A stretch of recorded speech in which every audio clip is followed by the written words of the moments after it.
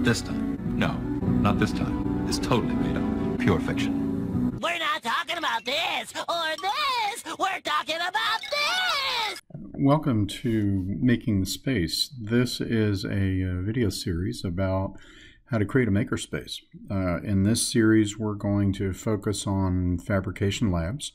Specifically, we will look at a lab in Houston called TxRx Labs and look at their fabrication facilities and how they do 3D printing.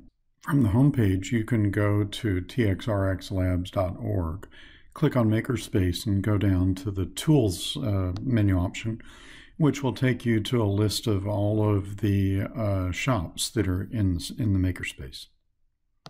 Selecting the 3D printing icon on the top left allows you to go look at the various resources that are in the 3D printing lab. The bulk of the equipment in the lab is Prusa 3D Printer. Scrolling down on the web page, you'll notice there are more than just the Mark III's printers. There are some foreign printers and then some high-end commercial printers. The lab also does production quality printing commercially, so they have commercial printers in the back as well as more Prusa printers that they can use to do bulk commodity. Given that the bulk of the printers available are the Prusa MK2, let's go visit the Prusa website at prusa3d.com, that's P-R-U-S-A 3D.com, and look at the various printers that are available not only to a makerspace but to home users. Clicking on the 3D printers in the top of the screen brings down FFF printers, which are free-form printers, SLA printers, which are the form printers that are also at the lab, and then various printer upgrades. What we're going to focus on is how to use the Prusa i3 MK2, because that is the most popular printer used in the lab and in most labs around the country. One of the primary 3D printers is the Prusa printer. It can be bought as a kit, it can be self-contained, it can be modified and constructed with a variety of parts. This lab has a variety of them. There are a bunch of them that are set up to do production and pre-production. Give you an example of what one looks like in action. We've got a print head which is pulling from the white spool down and creating a dome that somebody is going to use for prototyping. Again, there's a wide variety of these. Typically you only need one or two. They do take hours to produce. Something like this probably took about 30 minutes to print. Something like that dome over there is probably a few hours. There are other styles you can go with. There are extraction printers that allow you to form extract rather than using a filament. It uses a chemical which then you have to treat, then you have to bake to set. It's a lot more rigid, it's a lot more sturdy. Higher end 3D printers are also available. This lab is well funded and has a wide variety of things that can be used. So a good makerspace actually not only provides the equipment for people to use, but training classes on how to use the equipment. It's important to have knowledgeable instructors who can teach and become mentors and guidance counselors for people trying to work on the space. So going back to the TxRxLabs.org, click on the makerspace and classes will show up. A list of classes organized by date. Notice there are prices associated with each of the classes to pay the instructors. Specifically, we're going to look at the 3D printing class. Most manufacturers also have a learning website, so going back to the Prusa3D.com, click on the Learn icon at the top menu. Notice there are 3D printing stories and blog articles and an ebook that gets you into how-to stuff. Now, the drawback to this is it's static material. It's not hands-on. You don't have a reference person that you can ask questions to. In my opinion, having an instructor that's live in a classroom as opposed to on a video has so much more benefit, because it's a person that can not only answer questions in the classroom, but follow-up questions months later, weeks later, days later on, hey, how I ran into this problem, how do I fix this? It's so much easier to have a person doing it rather than a static video. If you've never seen a 3D printer work, the basic motion is the print head moves across the bed, plastic is extruded onto the surface, and it cools in the form that you're hoping to print by printing on places you want it and not printing on air gaps. Now that you have access to a printer, the next question is, what do you want to print? And that's probably the hardest part. There's so many things you can print, so many things you could print.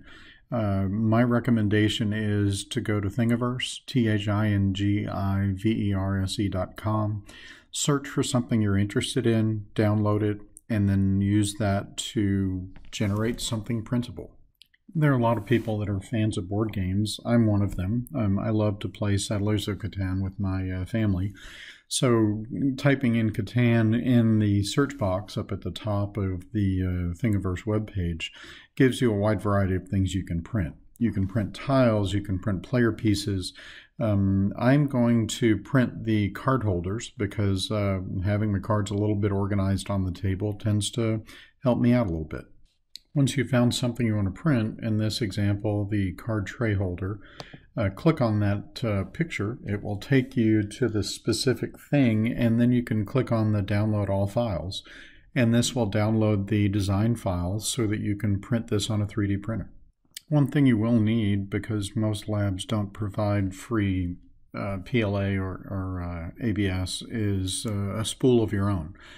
You can go to the local computer center. There's a micro center in Houston that I typically go to that has a good stock of PLA. Amazon's a good place. It takes a day or two to get an order. Typically, it's about $20 to $30 per kilogram to print something. And usually you're using, for these trays, about 50 grams of material. So there's a lot of options on getting the filament, but you've got to get that yourself. Typically you do a search for 3D printer filament and it comes up with a variety. Then you have to make sure what type is supported on your printer. With the MakerBot printers, it was easy to go to Thingiverse, download the STL files, and then upload them to the MakerBot code that went straight to printing. With the Prusa printers, you have to take an additional step and take the STL file and generate G-code from it. And Cura, C-U-R-A, is the software that typically is used to do that. From the Ultimaker website, ultimaker.com, click on the software to get to the Cura software package. They sell printers, but what we're interested in is their software to generate the G-code. The Cura software runs on Windows and Mac, so download the appropriate version for your computer, and basically we're going to take the STL file, scope it, size it, copy it, do whatever we need to get it the right size, and then generate G-code from it. In this example, we're looking at a Windows version of the Cura software where we've downloaded, installed it, and launched the program. Notice it shows you a base model of what a printer looks like. The next step is we have to configure a printer. If you're fortunate enough that your printers are attached to the computer you're working on, it will automatically find it. If not, you need to select from a menu which printer you're looking for, and the TxRx Labs uses the Prusa 3S printer, so the MK3S. So we're going to select that as our base printer that we'll use moving forward. So this is where we get to piece everything together. We load the STL file, and in this example we're doing a paint pyramid triangle to print a simple triangle onto the printer. We've selected the printer type, we've selected the material type, and we can scale it, we can replicate it, we can do whatever we need and generate a slice algorithm which generates the G-code for us. At the bottom right of the Cura software, once we've loaded a project and customized it and done what we needed, we can click the slice button and that will generate the G-code. At TxRx Labs, none of the printers are connected network-wise, so that G-code needs to be copied to a memory stick, which is then put into the printer and printed from there. If yours is networked and can connect directly to your computer, you could just go straight to the printer at this point. So one of the things I'm going to try to do in this series is involve cost, because cost is an important thing. So for a lab option, the benefit to a user is membership is a fixed cost per month. And TxRx, for example, has a $90 membership per month that lets people come in 7 days a week during business hours. The user cost is $25 per kilogram for PLA, which is a consumable that they provide. So we're looking at roughly $1,100 for somebody to come in. Now, if I'm building a lab, if I'm doing a home option, I'm looking at $1,000 per printer, and then still on top of the $25 per kilogram for the PLA cost, the price is about the same. For if I'm a user, it's just as cheap for me to come in and use the lab as it is for me to buy a printer and use it at home. The benefit of the lab is I've got multiple printers I can work with. I have access to other people that I can interact with, mentors that I can ask for help, lab managers that can give me guidance on stuff. I don't have to personally maintain the printers, alignment and cleaning and tune-ups and all that fun stuff. If I own it at home, I do that. In a lab, you need to have your shop manager or lab manager for this space deal with maintenance and upgrades, because that's an hour or two a week have to be tweaked and tuned. Also, if I'm going to have a printer, I'm going to have at least 3. So I'm looking at $3,000 to have a lab for people to come look at and use. And then I can amortize that at per user, $90 per month, and pay for the printers with that. And then every few years, I need to buy the newest version, the newest upgrades. Prusa, for example, came out with a multi-head printer this year that will come out in the middle of 2022. Having a lab is fun, is nice. Having access to a lab is fun, is nice. It needs to be beneficial not only to the lab owner, but to the consumers, the members that come in and use the resources. And with that, let's watch a printhead motion, and next video we will dive deeper into how to print and how to print the Settlers of Catan card holders.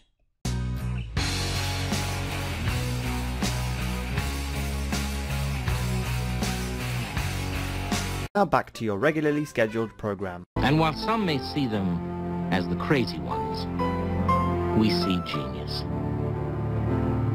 Because the people who are crazy enough to think they can change the world are the ones who do.